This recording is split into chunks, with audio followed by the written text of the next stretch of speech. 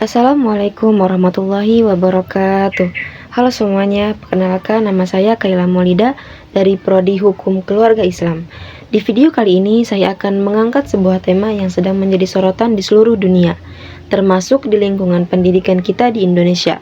Tema yang akan kita bahas yaitu tentang penggunaan kecerdasan buatan AI dalam dunia pendidikan. Sebuah inovasi yang membawa perubahan dalam cara kita belajar, mengajar, maupun dalam proses pendidikan secara keseluruhan. Permasalahan utama dalam pendidikan yang dapat ditangani oleh AI. Dunia pendidikan saat ini menghadapi beberapa tantangan krusial yang perlu diatasi. Ketergantungan terhadap AI di kalangan pelajar, bantu belajar atau malah membuat seorang pelajar ini malas berpikir. Di era digital ini, menyelesaikan tugas sekolah atau tugas mahasiswa yang dikasih oleh dosennya itu bukan lagi menjadi sebuah tantangan, akan tetapi hal tersebut menjadi soal yang sangat mudah, yang mana tidak membutuhkan waktu beberapa hari bahkan berbulan-bulan untuk menyelesaikannya. Dengan butuh waktu 1 hari dan beberapa detik, AI akan memberikan jawaban dengan praktis, cepat, dan juga rapih. Namun di balik kemudahan tersebut, muncul pertanyaan, apakah AI benar-benar membantu proses belajar atau justru membuat pelajar jadi semakin malas untuk belajar?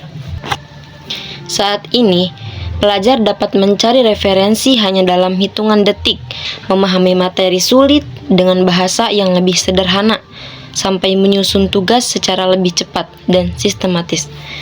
Namun, di balik kemudahan tersebut, di mana ada kekurangan, yang mana seorang pelajar ini mengambil jalan pintas, yang mana bisa membuat atau berdampak yang tidak baik, seperti kurangnya literasi atau kurangnya usaha seorang pelajar, yang mana dia lebih mengambil jalan pintas yang langsung cepat, praktis, daripada dia harus mencari referensi dari segala macam buku, jurnal, atau menanyakan permasalahan kepada seorang guru atau dosen. Tidak hanya di situ, AI juga dapat membantu dalam mengoreksi tata bahasa, membuat rangkuman, bahkan mengatur jadwal belajar bagi para pelajar. Teknologi ini terasa seperti penyelamat di tengah padatnya tuntutan akademik mereka. Waktu belajar mereka jadi lebih efisien, dan tugas juga bisa diselesaikan dengan cepat. Ada perbedaan antara pelajar zaman sekarang dan pelajar zaman dulu, yang mana pada zaman dulu itu orang-orang dulu yang jika dia tidak mengetahui sesuatu, mereka akan mencari tahu lebih dalam, akan mencari tahu lebih detail apa permasalahan ini, yang mana mereka pergi ke perpustakaan, mencari buku-buku, mencari referensi, atau bertanya kepada gurunya tentang permasalahan yang dia sedang atasi.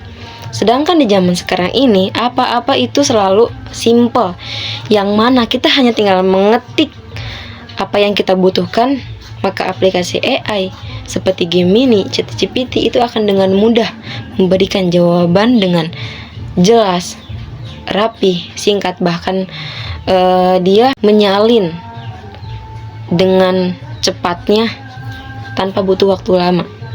Penggunaan AI dalam pendidikan menimbulkan beberapa masalah, seperti kesenjangan akses teknologi, privasi data siswa, ketergantungan teknologi, dan kesulitan dalam mengembangkan keterampilan kritis dan kreatif. Jadi penggunaan AI ini lebih banyak berdampak kepada negatif daripada positifnya. Kenapa begitu? Karena ketika seorang siswa, seorang pelajar, sekalinya menggunakan AI, kayak dia merasa lebih mudah menggunakan AI daripada dia harus mencari referensi dari buku atau membaca buku atau mencari jurnal.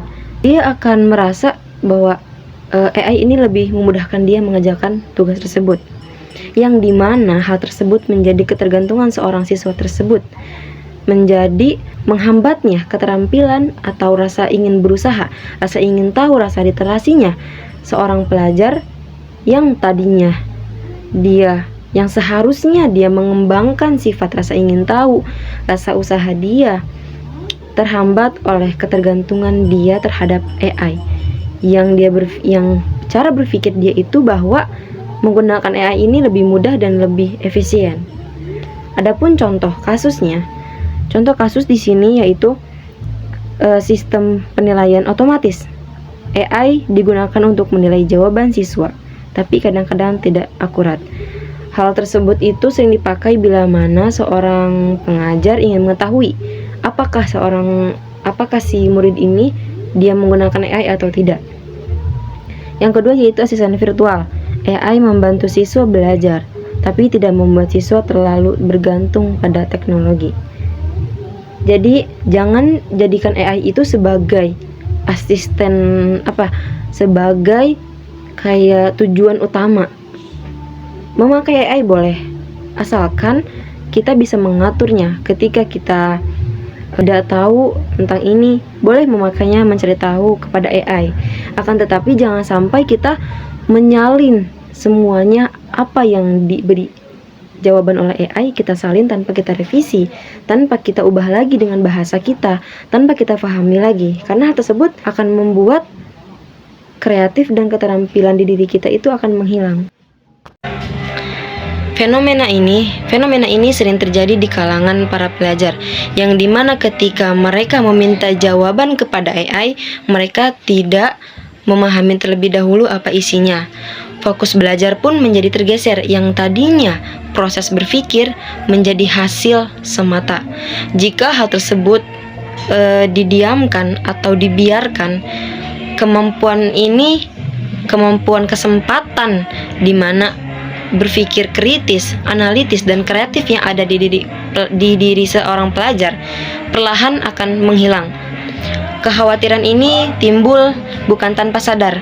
Laporan UNESCO 2023 tentang penggunaan AI generatif di dunia pendidikan menegaskan kalau pemanfaatan AI tanpa pendampingan dapat menurunkan kemampuan berpikir mandiri, dan terutama dalam menulis dan memecahkan masalah, karena nantinya pelajar jadi lebih cenderung menerima jawaban yang mentah tanpa melalui proses refleksi. Akibatnya pun pemahaman konsep mereka jadi dangkal. Meski tugasnya terlihat sempurna, tetapi itu tidak benar-benar murni hasil kita sendiri. Serius AI seperti apa yang telah diucapkan oleh pakar pendidikan Endro Dwi Hartmanto dalam tulisannya di laman resmi Universitas Muhammadiyah, menegaskan kalau AI seharusnya diposisikan sebagai learning partner, bukan thinking replacement. Menurutnya, AI akan sangat bermanfaat jika digunakan untuk memicu rasa ingin tahu dan mendalam pemahaman, bukan sekedar memberi jawaban yang instan. Pandangan tersebut juga sejalan dengan Jemi Andatanto dalam artikelnya di situs Kominfo Kabupaten Kuburaya.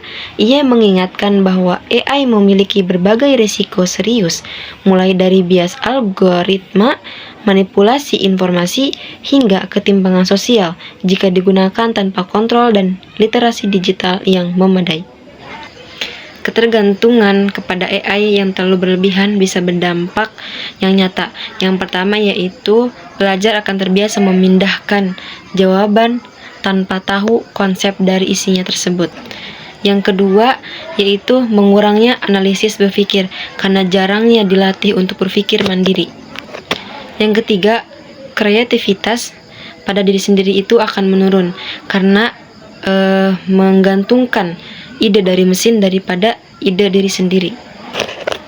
Jika kondisi ini terus diabaikan, bukan tidak mungkin lahir generasi yang mahir menggunakan teknologi, tetapi akan rapuh saat dihadapkan pada persoalan nyata yang membutuhkan pemikiran mendalam dan solusi kreatif.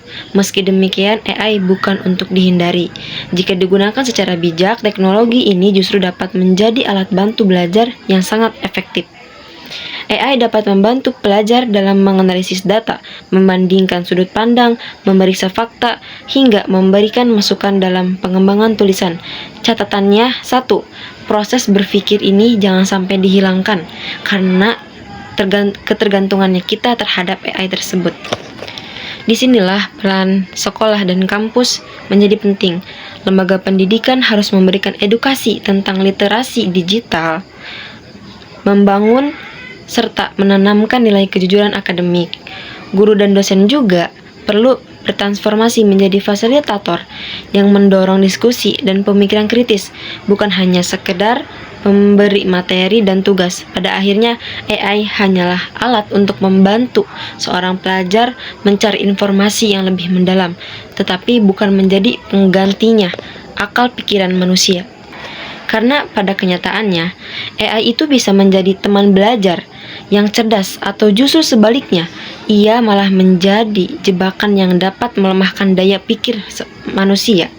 Namun hal tersebut tergantung dengan cara penggunaannya. Dan menurut saya, orang yang berpikiran bahwa AI akan menggantikan manusia, justru itu adalah orang yang keliru. Karena setiap kali ada teknologi baru yang datang, dia akan berpikir bahwa teknologi tersebut akan menggantikan pekerjaan-pekerjaannya. Padahal, jika kita berpikir bahwa teknologi tersebut bisa membantu pekerjaan kita menjadi lebih mudah, bahkan bisa membantu kita untuk menghasilkan uang, seperti contohnya sering dipakai sekarang orang-orang, yaitu konten kreator.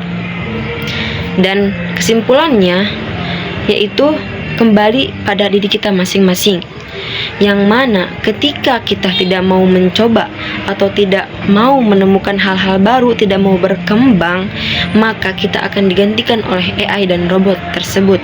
Oleh karena itu, kita sebagai generasi muda harus bisa memanfaatkan teknologi tersebut dengan baik agar tidak mudah terpengaruh dengan berkembangnya di era digital sekarang.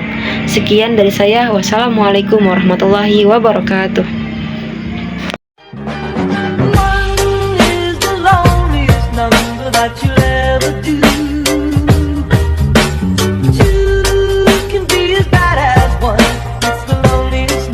Since